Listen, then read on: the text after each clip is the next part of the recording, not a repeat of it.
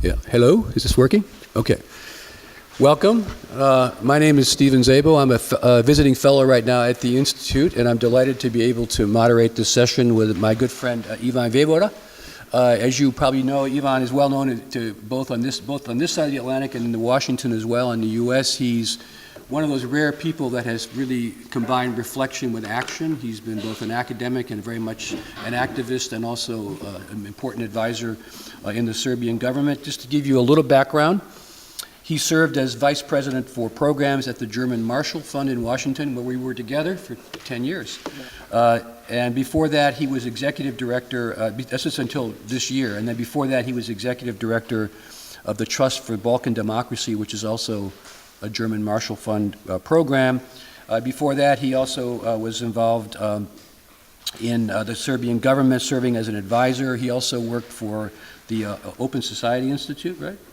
Yep. And he held academic posts in Macalester College and also Smith College in the U.S. and the University of Sussex. He's written extensively on democracy transition, totalitarianism, and post-war reconstruction. And of course, he was very much involved in the democratic movement in Serbia in the 1990s. So, Ivan, I'm delighted to be able to be back with you again. As you know, our topic today is really the French Revolution and the legacy of the French Revolution. So, I will turn it over to Ivan, and then he'll speak for a bit. I'll ask him a few questions, and then we'll open the floor for a discussion. So, Ivan. Steve, thank you very much. And let me just reciprocate in saying that Professor Steve Szabo is a renowned expert on Germany. He's written many books. He worked with Zbig Brzezinski, who was his professor, I believe, and ran something called the Transatlantic Academy in Washington at the German Marshall Fund with cooperation with several big German foundations, the Bosch Stiftung, Thyssen, and Zeit. And every year there was a different topic, and this year it all ended with a topic on Germany. But most of all, Steve is a wonderful person, and it's great that we're both together for this opportunity. I'd like to thank the organizers of the festival for giving me the honor to speak about what I would call the mother of all revolutions, to use a very American phrase, because the French Revolution, not only because we all studied it in our history classes in school and high school, and those who went on to do social sciences, because it captures the mind, whether it's the famous or infamous quote of Marie Antoinette, qu'ils mangent des brioches, that they should eat cake if there's no bread, or if it's the terror under Robespierre and Saint-Just in 1793, or the Thermidorian reaction. It is a model on which all further revolutions were somehow imprinted. The Russian Revolution was seen through the eyes of the French Revolution. The same terms were being used, Thermidorian reaction, when Stalin came to power. But also the subsequent French revolutions in 1830, Les Journées de Juillet, 1848, the Paris Commune in 1871. There's a line of French revolutions that follow. Hannah Arendt, in her famous book on revolution, those of you who have read it know that she compared in great analytical and political philosophical detail the similarities and differences. And even though the American Revolution is equally important, she mentions the fact that the French Revolution is better remembered because somehow the Americans weren't as good at remembering and putting forward their experience, and thus the French Revolution remains the key one. Of course, one must understand that the French Revolution comes as part of what Alexis de Tocqueville called the modern democratic revolutions, begun with the English Revolution with Cromwell in the late 17th century, and of course known for the first beheading of their king, Charles I, in 1649. This was followed by the Dutch Revolution, that was just as prominent, the golden age of the Netherlands, then the American Revolution and the Constitution, the Declaration of Rights, and then only the French Revolution. But then, so it forms part of a family of a transition, as we would call it today, an epoch-changing dynamic where basically Europe comes out of feudalism, where the rights of the nobility, of the clergy, and where the divine transcendence of power, the fact that power is seen, legitimized by the fact that God embraces the monarchy, the king, the queen, and so there's a line from the sky and God down to the king and over the people. So the sovereign is the king. What happens, and this is probably the most important feature of the revolutions, and in particular of the French Revolution, is this is really the end. This is where the people, the individual, become center stage of modern human society. As the American Constitution says, we the people. La souveraineté populaire, the sovereignty of the people. And this is basically the fundament on which we still stand today. The fact that we were born as modern political societies in those and during those revolutions. And again, the French one stands out because of everything that happened to it. Of course, this does not happen ex nihilo. It doesn't happen on the 14th of July with the storming of the Bastille Day, as it is called in English. It's the result of a long, both historical, societal, political, and intellectual dynamic. And the first one I would like to mention, of course, is the Enlightenment, les Lumières. And the names that are associated with it are, of course, the French encyclopedists, Montesquieu, Voltaire, Rousseau. But things are never as simple because there's a close relationship with those who are now going to leave the European Union, with the United Kingdom, with Britain, because the Scottish Enlightenment was very important in influencing the French Enlightenment. Hume, all the philosophers, and they were widely read by the French academics and thinkers of the 18th century. Montesquieu in particular was influenced and inspired by English politics, by the way that they managed after their revolution through more of an evolutionary process to come to the kind of relatively stable political system governed by a parliament. Yes, it was a monarchic parliamentary system, but still had the trappings of something stable where opinions were confronted and British society moved on.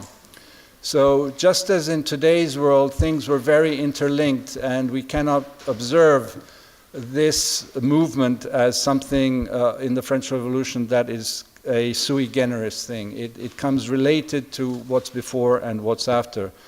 Only to mention, of course, that General Lafayette went to help the Americans fight off the British and liberate themselves from the colonizer, or someone like Thomas Paine, who worked on both sides of the revolution in his Rights of Man. And in Thomas Paine, in the Rights of Man, there's this famous sentence which says that every generation has a right to rewrite the way that they act in society together, and that a revolution is something that is, quote unquote, allowed, that is even positive for a society to move forward. And it is, as you know, the Rights of Man was a bestseller, as we would say. It was sold in thousands and hundreds of thousands of copies.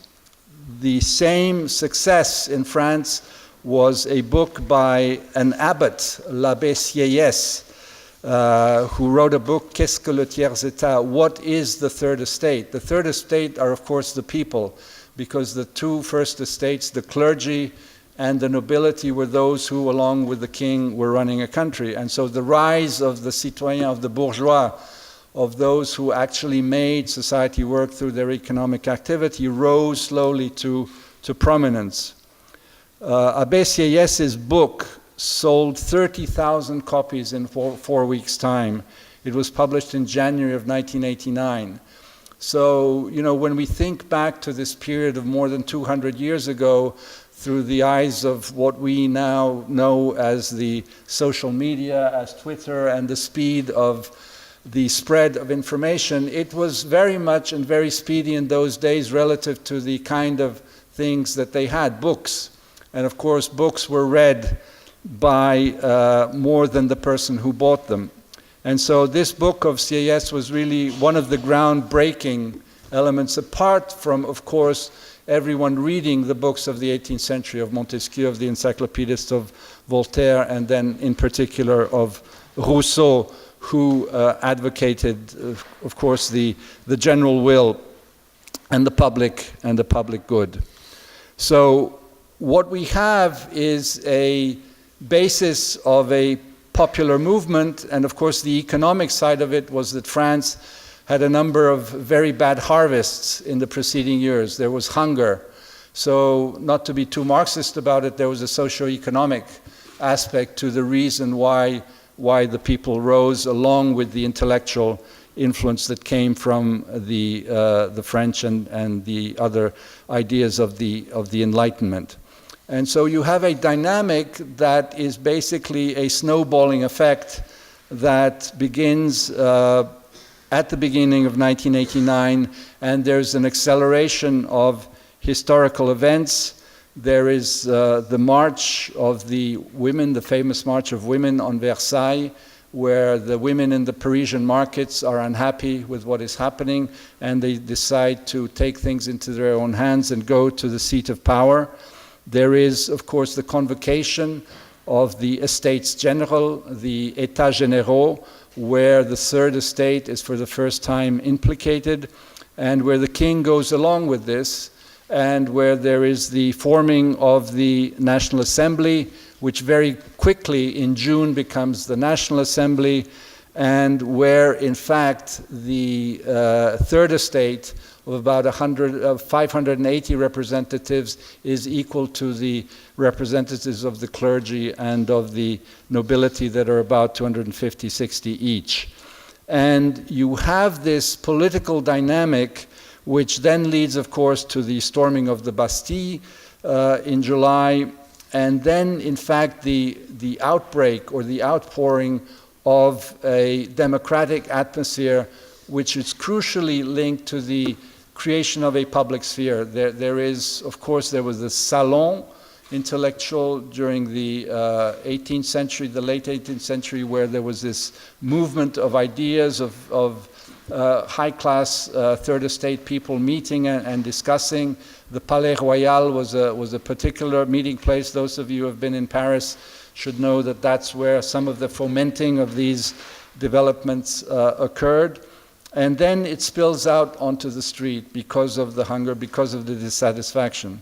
And in preparation of the Estates General that took place in May and June of 1789, there is a preparation throughout France where people are asked to write their grievances, and they are put in what were called the cahiers de doléances, the notebooks of grievances.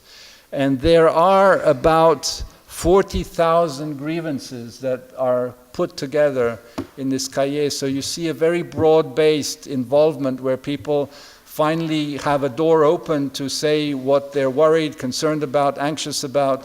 And this all comes to the Versailles, where there is this meeting and where actually there is a huge pressure on the king, on the monarchy to reform. And of course, you know, the end is known. This brings to the end the monarchy in France. The king tries to run away. And also there's a sermon, the sermon of the Jeu de Paume. It's a kind of a pledge that these people, all of the main revolutionaries who are there all together at the beginning, pledge that they will work for the people and move towards a regime of popular sovereignty. It is epitomized in a famous drawing painting by Jean-Louis David that hangs in Versailles today, and it's one of the kind of epic paintings. Just a bracket on Jean-Louis David. He is one of the deputies of the assembly who voted for the death of the king, and when the reaction of Thermidor happened, a lot of these people had to leave France and escape because they were being now hunted by the reactionary people. And Jean-Louis David spent the last days of his life in Brussels painting portraits of Belgian nobility. And if you go to the museum in Brussels, you will see a number of his paintings there. But he's also famous for that painting of Jean-Louis Marat, who is in that bathtub with skin problems. It is a fascinating story where there are so many strands, and just let me mention a few of them. As you know, there is a declaration of the rights of man or the human being and the citizen. And as I mentioned, women were very involved, and there was a parallel declaration of the rights of women and female citizens in 1791 by someone who later became, as the feminist movement occurred in the 60s and 70s, and a lot of these women's stories were told. It is Olympe de Gouges who wrote this declaration advocating for women's rights. She was unfortunately one of the victims of the terror and was guillotined before Danton and before Robespierre and Saint-Just met their end at the guillotine. Also, revolutionary France abolished slavery in all of its colonies in 1794. So a very early move to liberate slaves. This was unfortunately then restored by Napoleon in 1802. But Haiti, the island of Haiti, received its independence at that year and ended slavery on its territory. A little known fact is that Haiti is the second republic in the new continent of America. Of course, the America being the first republic and Haiti being the second. Unfortunately, we see the different fates of the US and Haiti today. I think what's interesting to note is that, of course, the bases were put forward for a liberal, democratic, we would say today, rule based on the sovereignty of people, but it took actually France 100 years to finally achieve what we would call democratic stability for all intents and purposes. And that was in 1870 when the Third Republic in France occurred. France went through a really true roller coaster of regimes. If you count all of them, there were about 10 of them. There was the Revolution, the First Republic, the First Empire with Napoleon, the restoration of the monarchy, the Second Republic, the Second Empire, the revolutions that I mentioned in July 1830, 1848, and then later in 1871.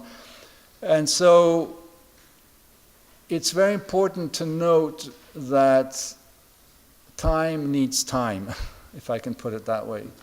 That, when those of us who follow Ukraine, for example, and are very anxious about the fact that the oligarchs still have a lot of power, that there are a lot of young people in the parliament who want to make change, that we read every day about this friction between those who want to reform and make Ukraine a more democratic place, and on the other hand, those who want to keep their privileges and their vested interests. One has to sort of remind oneself that these things take time, and that obviously, hopefully it won't take 100 years like it did in France, but that there should be an understanding without neglecting or without not needing to criticize the bad things that are happening. This is frustrating, most of all for those who live in the country, and I myself come from Serbia, from a country that used to be called Yugoslavia, that disappeared in front of our eyes. And so, as Hannah Arendt says in her book on revolution, expect the unknown, and expect that there are possibilities for the creation of the new. And the French Revolution did want to create everything ab ovo, a new man, a new calendar, a new society, a new system of governance. And there was true popular belief in this, just like there was at Euromaidan in Kiev, when the people came out and said they want to join Europe. As you know, the official Russian version is that this was a conspiracy and a coup d'etat, and that this was all fake, and it's again as if they, in the Soviet Union, had never read Marx, that there's actually something called people power, and that the people, when they're unhappy or hungry or dissatisfied with their leaders, they will come out into the street, and that they will voice, in that famous book of Alfred Hirschman, Voice, Loyalty, and Exit. People do have voice. They don't always use it. They won't use it if they're half satisfied or quarter satisfied, but if they're totally unsatisfied, they will come out and they will change things if they see fit. And that is really what the modern democratic revolutions were about. Let me not speak for too long and end on a final note that has more to do with, again, the introduction on the fact that this came out of ideas that were fermenting, gestating, and maturing during the 18th century. And that is that the French Revolution and this whole dynamic gave birth to two main strands of political philosophical thinking, and that was liberalism and socialism. This is where the gestation of a variety of thinkers like Tocqueville and Constant on the liberal side, or the socialist utopians like Fourier, Saint-Simon, Cabet, and Proudhon and others came out. And these two strands basically appeared because these people are sort of fellows at that time were trying to understand what was happening, what was this big change with the Industrial Revolution, with the societal changes, with the changes in political power, and they tried to explain to themselves this world and to forecast what was needed and where it was going. And somehow these two strands remained the principal strands of all of our political thinking, I would say, until very recently. Socialism is not having a pretty good time. We see that social democratic parties are kind of losing a bit everywhere. We saw that in France. We see with Mr. Schulz in Germany that he's really not doing quite as well as he expected. Austria, you're more expert than I am on what is going on here. But the demise of socialism generally, and we could have a very deep debate on what actually socialism means and what was socialism in the communist world, but let's leave that to the side. But I would say that in a way, we have been dominated by discussion, and that now is changing. So we're going through another sort of questioning, is there a West, is there liberalism, is there something else? But going back to that time, this is really what defined the political sphere. This is what defined how the intellectuals influenced or didn't politics. And someone like Tocqueville, I think, who wrote this book on the Ancien Régime et la Révolution, apart from his famous book on democracy in America, both that are still very much worth reading if you're interested in politics generally and political philosophy. But one of the lessons that one draws from Tocqueville's Ancien Régime et la Révolution, and that is what I was alluding to a little earlier, is that the old regime still lives for a very long time in the new regime. And that this is one of the impeding factors in a speedier movement to change in society. The famous Hungarian sociologist Elemer Hankish wrote beautifully about this when he wrote about the annus mirabilis, the annus miserabilis, and kind of the subsequent years of the change in '89. When change happened, suddenly people believe that it will all change at the same time and that suddenly the sun will start shining behind the dark facade of communism or authoritarianism. And then there's the slow realization that in fact to build that shiny facade, if it ever is built, it takes time and engagement, and actually going back to this Tocquevillian idea, the old regime is there for a very long time, pulling backwards, or the abuse, if you want, of the change by those who used to be political winners and now become economic winners and hold the levers of economic power. So all that, I think, is very relevant, and that's why it is worth looking at the French Revolution. It was also the birthplace of sociology. Émile Durkheim, one of the founding fathers of sociology, wrote, one of his famous thoughts is that now society is the new God. The fact that we live with each other, that we alone define the way that we want to organize the ways of power of a society. The fact that we are tending towards an institutional arrangement where freedom is institutionalized, but there is no such thing as absolute freedom. Freedom is always constrained. You know, you read your Hegel or others, and the secret there, of course, is how does one use institutions to cushion the effects of conflict, which will always be there. And obviously the first person in modern political terms to write about this was Machiavelli in the Renaissance. So that's really where the line goes towards the formation of modern politics, because Machiavelli understood that there was a secular realm of power possible, and secondly, that conflict would always be there. And so the art of freedom and of creating a democratic system was how does one allow for conflict or disagreement or a difference of views that in the end comes together through discussion and compromise. And that is really something that is the bedrock of democracy, and that is the uncertainty of democracy. And that is why democracy, whether it starts with the French Revolution or the American, is one that needs to be nurtured every day when you get up. It's not given on a silver plate. It's not given forever. It's something that's recreated every day. The French political philosopher Claude Lefort called it l'invention démocratique, and wrote very eloquently about the empty space of power. It's really the institutions that are the space of power, and whoever sits in that space cannot be the one that is seen as leading. It is the institutions, to put it all too simply, are the ones that have the power to be. And final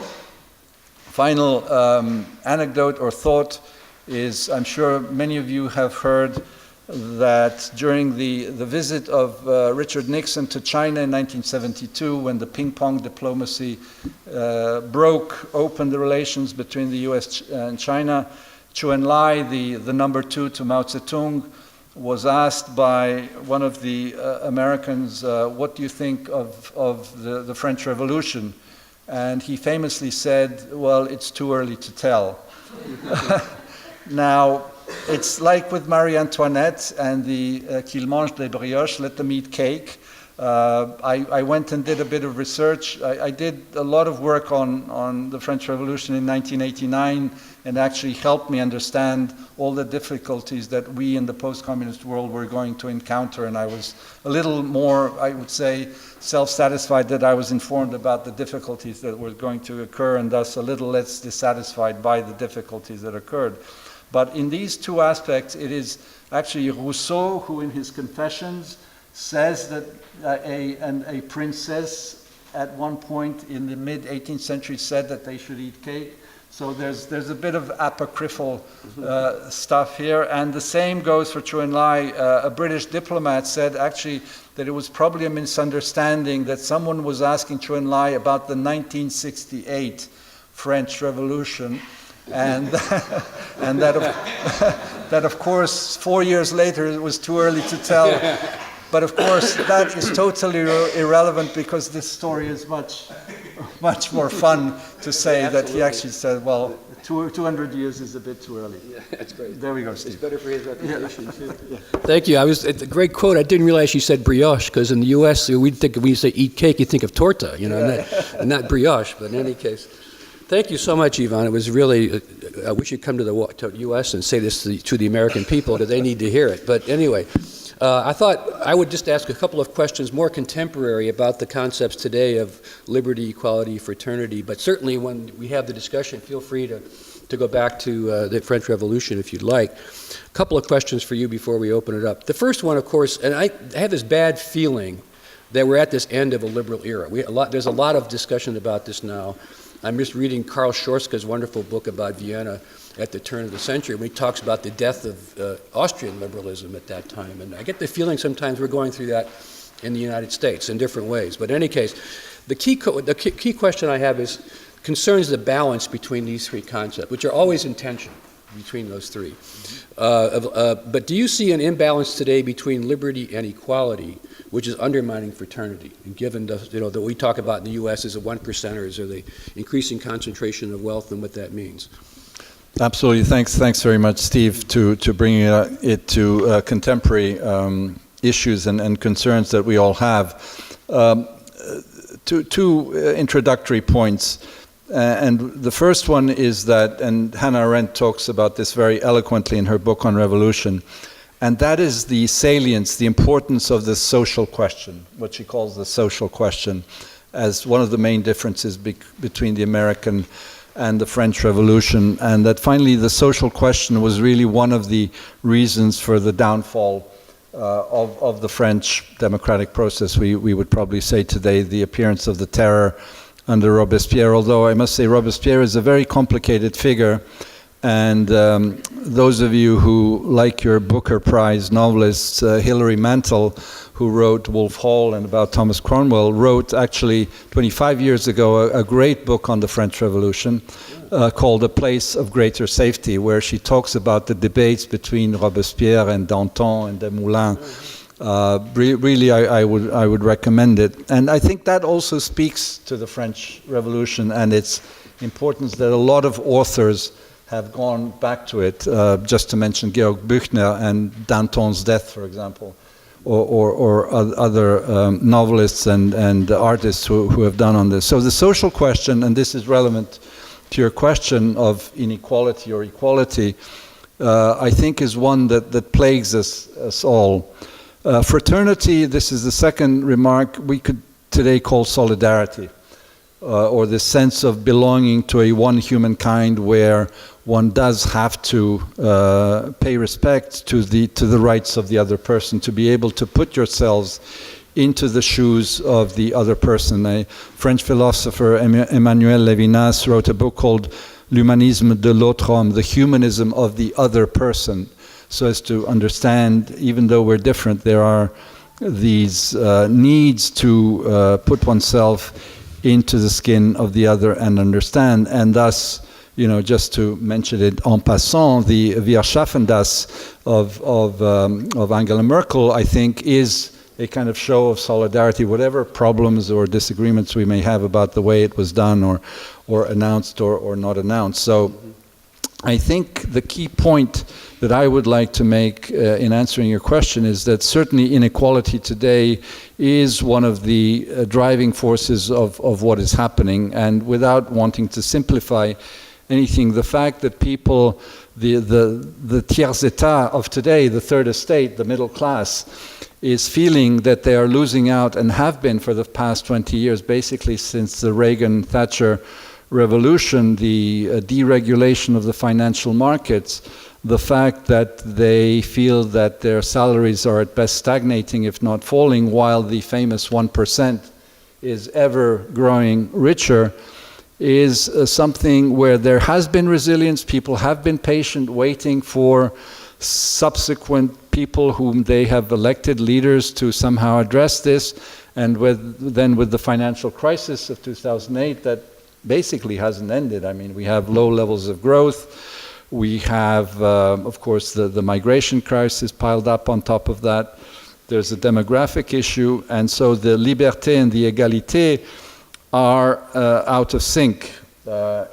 Because I think one of the ideas of the revolution, and that's I think Tocqueville is the one who somehow formulates it in his book on democracy in America, where he says there needs to be an equality of conditions.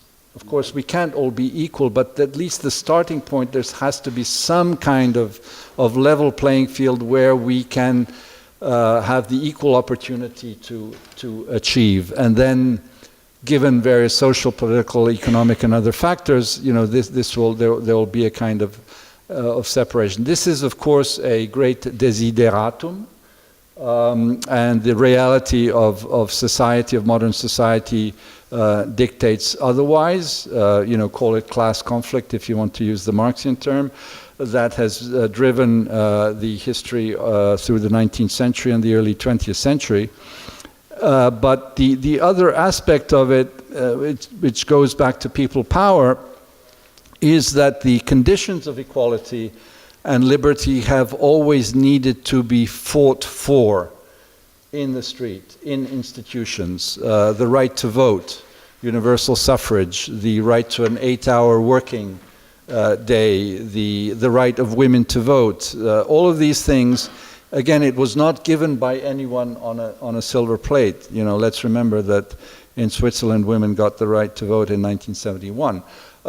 These are things that you need to fight for. And so I think that, and that's why maybe people are asking, will there be a new revolution? You know, will the pressures be such that people will go out? And things like Brexit and the victory of Trump, I would say, are manifestations of this dissatisfaction.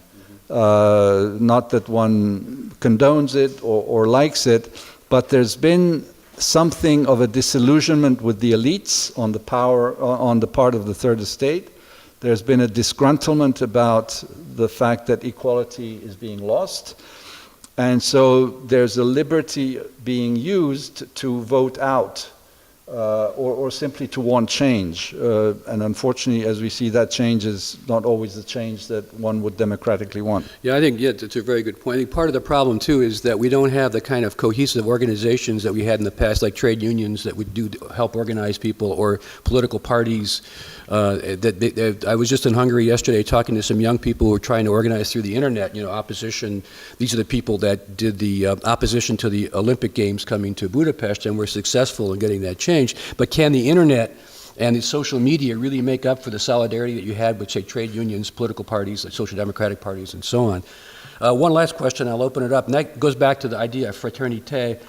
And the French always had this, compared to the Germans had a view of citizenship that they just changed recently, of sort of basically you had to be born German to get German citizenship. The French always had, as you pointed out, this idea that if you accept French culture and ideals, secularism today, you could be French. And now, of course, that's radically changing, not only in France, but I would say in Europe and in the United States.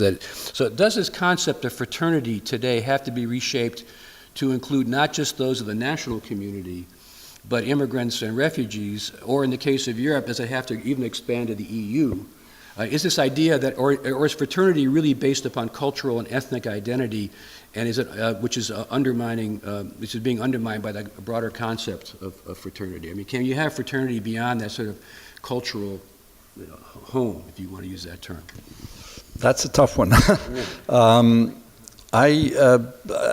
a true believer in Europeanness, but I never thought that a United States of Europe was possible, given our history here in Europe, and that there was always going to be this kind of balance between a kind of, at best, a multiple layered identity. You know, you're from Vienna, Austria, kind of Central Europe, and not making kind of too strong a hierarchy, but bundling that all together. And I think that's what kind of a lot of people who feel themselves Europeans would not renege on, you know, where their baseline is.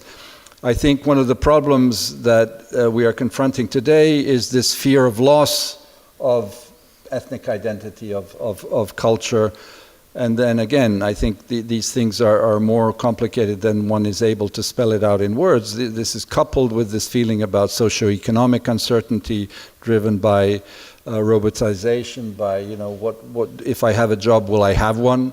If the digitalization advances, if I don't have a job, will I ever have one again? Yeah. Because of what's happening. And then this, of course, driven by populists and what Americans call snake oil solutions, or, you know, solutions where you say, well, I will solve this like by myself, like Trump said, then engender a sense of fear.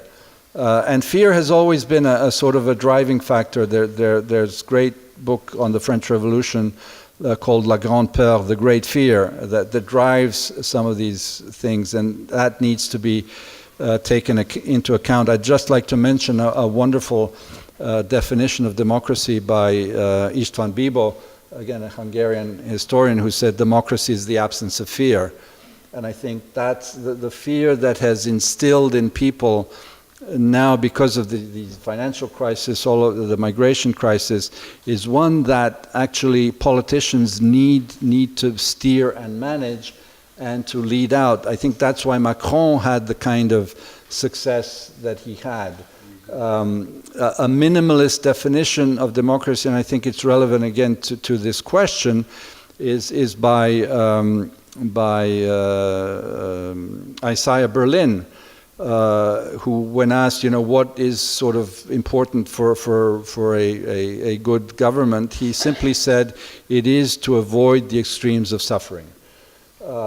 You know, you wouldn't think that when you were asked, you know, here, you know, how do you see it? You'd say institutions, rule of law, etc.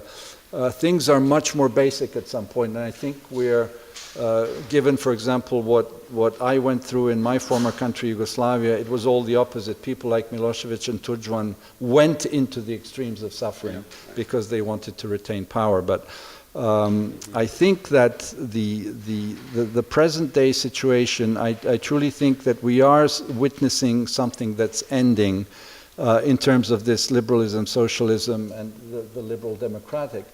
But I would like to say that we have been there before in more dramatic terms at the beginning or the first half of the 20th century with fascism and Nazism. Very dark times, really the disappearance of anything that seemed rational, cultural, civilizational, crazy ideas about exterminating a whole people, millions of people dead, and yet we came out of it. So, given also that at a time when Europe was opening up, my country decided to go into the extremes of suffering, and we came out of it. I believe that, you know, with engagement, and that is why people like myself and a lot of friends got engaged, because you simply don't give up. Some people do give up. You know, Stefan Zweig goes off to Brazil and ends the way he does. I can't blame him. I admire him, and, you know, and an avid reader of his. But I think there are those who need to kind of stand up and fight for what is right, and not succumb to the present day dynamics, which doesn't mean we don't have to analyze them. On the contrary, we must see very clearly eyed all the deep, dark sides that are happening at this moment. That is the only way to come out of this. Yeah, I think I would also recommend one of the permanent fellows at the Institute, Timothy Snyder's book on tyranny, which he goes into these very nice little pieces of what you can do to, as you were saying, to sort of fight back. Okay, we have 15, 20 minutes, so let me, please. We have a microphone will come over. Take that one. We'll use this. Yeah.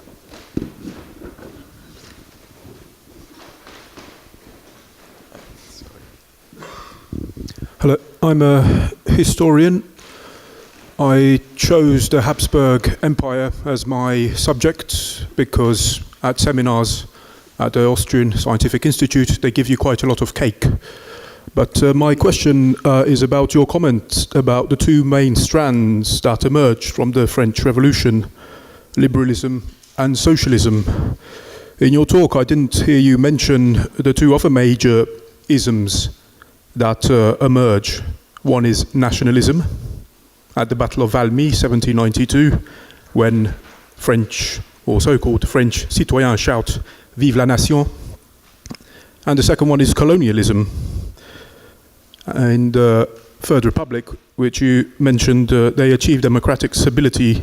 Some historians have argued that this democratic stability is merely due to the fact that they sent the troublemakers, officers to Algeria and soldiers to different parts of the world, so that they do not create problems in the hexagon itself.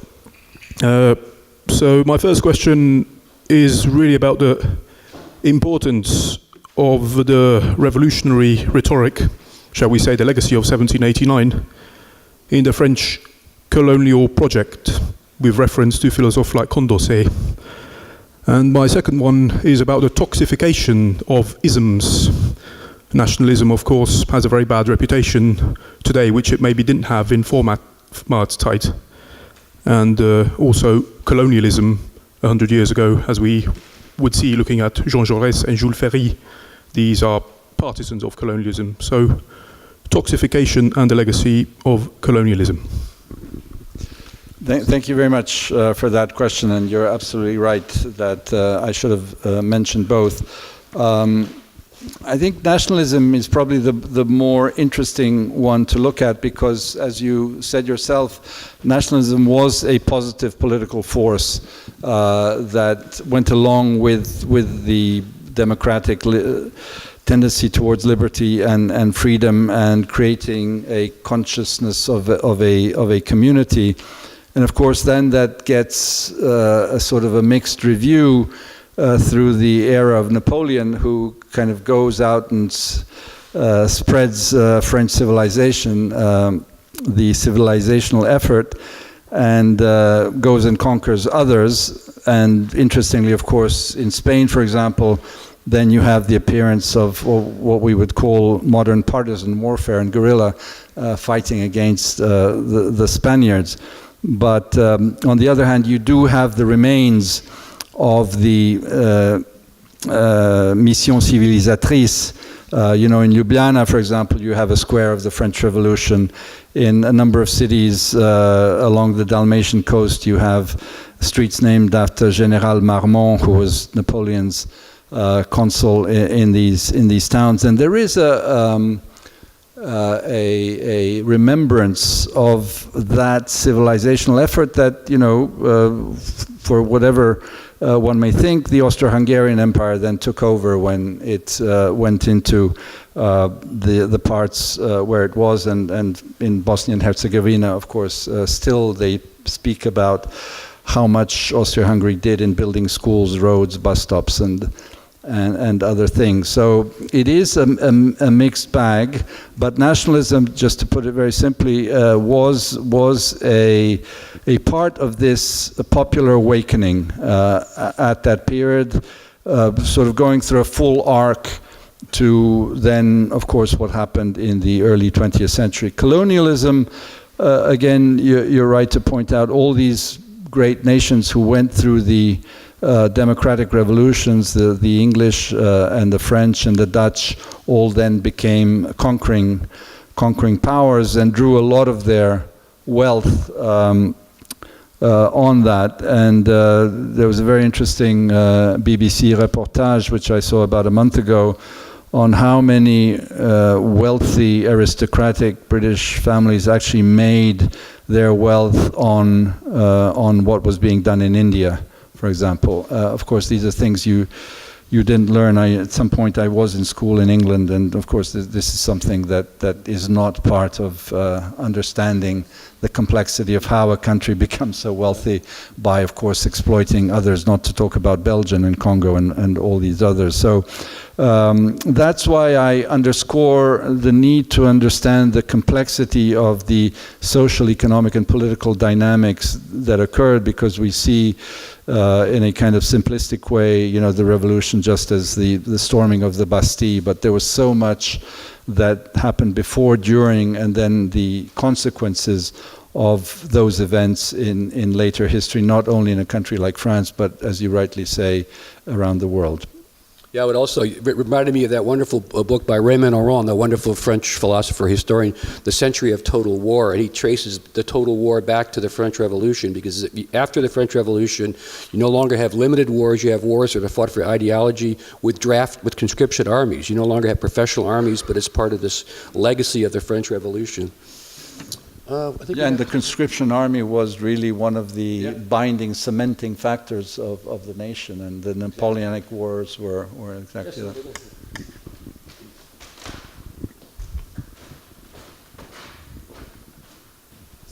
Thank you. Within this current discussion about people who do not feel represented by a representative democracy anymore, there are many voices of people who are now digging in history of, and they want to find maybe other ways or earlier forms of democracy who would better fit now. I think of, for example, David van Rijbroek with his book Against Elections. And in this book, where he goes back to the ancient Greek form of democracy with this lottery system, etc., he comes in a certain point in the book to the conclusion that the French Revolution, when it replaced aristocracy, it more or less replaced it with an elected aristocracy, meaning that the professional politicians that we have ever since, more or less, are part of the problem now, because more or less you cannot exchange the political personal, even if you vote for this or that party. I mean, this is a big discussion in Austria since 60 years of big coalition, more or less, that this not being able to vote politicians out of the whole thing, and that they are not representing the population anymore, because you don't have farmers and whoever there, but just people, just academics, is a big point in his book. And my impression was that he was saying the French Revolution is a system, or the democracy that was brought by the French Revolution is now a system that we are not able to overcome, because it's so dominant in our thinking and everything, that we have. His proposal is this civic citizens assembly is what he is proposing, that we cannot find other solutions anymore and break out of this system. What do you think about it? Or have there been other ways of forming this early stage of democracy in the French Revolution, and we just took only one part of it, and maybe not the best part? I don't know. Thank you very much for that question. The more radical political philosophical critiques of what we call our democratic systems are along those lines, that basically it's an oligarchy that rules, that we are in oligarchic systems where the electoral representative system is basically a fig leaf for their power and the impossibility to get rid or outvote these people, and that something else is needed. And I think that's why some people talk about maybe a future oncoming revolution where people will try and unseat these people. You have obviously the various attempts, the various pirate groups, or the left populists, or undefined populists like the Cinque Stelle in Italy, or the Podemos in Spain. They're trying to kind of find a way through the bush and the thicket of the forest in ways in which they can actually have their voice firmly heard. I don't realistically see a possible change in the near future. I don't exclude a change further on. Revolutions have happened, and they might happen in our lifetime. I think it's interesting to go back to a book like E.P. Thompson, the English historian who wrote this voluminous, wonderful book called The Making of the English Working Class. How they slowly, from the Industrial Revolution, started to get together and organize, slowly what we would call unions today, but basically try and voice their collective grievances and put forward their demands and actually change. And Steve is absolutely right to say, how important the unions were throughout this period in creating a more equitable or a less unequal democracy that we had. a French philosopher like Jacques Rancière is exactly a critic in the way that you are talking about, or Sheldon, what's the American political philosopher? Sheldon Wallen talks about fugitive democracy, or my former mentor Miguel Abanzo in France talks about democracy against the state. So, you know, it's not that people are not thinking about this. The question is, what are the societal forces that are able to actually then push through something that is more equitable? I think that there is still a potential in the representative system. It's not outlived yet, and that's why I say that I don't think I can see a change in the near future. But then again, nobody saw the fall of communism in 1989, which happened like that. So, you know, don't be surprised if it's happened, and don't rule it out. There is one thing I would like to mention, and there are a few more minutes left, which I forgot to say, and talking about this wish and desire of the French and other revolutions to create something new completely, and that was the attempt at creating a civic religion. Jules Michelet, one of the great historians of France, and wrote this wonderful history of the French Revolution. His main thesis is that the French Revolution was the fight of Christianity against liberty, and then the move towards secularism, and then, of course, the attempts of the Robespierres based on Rousseau's thinking to create this something needed to replace religion. They didn't want the transcendence, the divine transcendence of power, but they understood that you need to have a glue of some sort, and they thought it would be a civic glue. Of course, it failed in many ways. And then, just some of you may have seen, about 2-3 weeks ago, there was the result of a public opinion poll in the United Kingdom, which said that 53% of Brits say they do not have a religion. And so, looking at what's happened with the populism, with these sort of dynamics of uncertainty in a society, the taking back control slogan is a sort of a glue, right? And the opinion polls show that basically taking back control is an English vote. It's not a Scottish vote, it's not a Northern Irish vote, it's barely a Welsh vote. And so this question, what is it that is replacing religious? We're more and more secular societies, even those who, you know, are purportedly more Catholic, like the Spaniards or the Italians. So I'd like to leave that question with you. Thank you. Well, thank you all. We're out of time, unfortunately. I want to thank Ivan for a really wonderful tour de force on the French Revolution, and thank you all for your questions and your participation.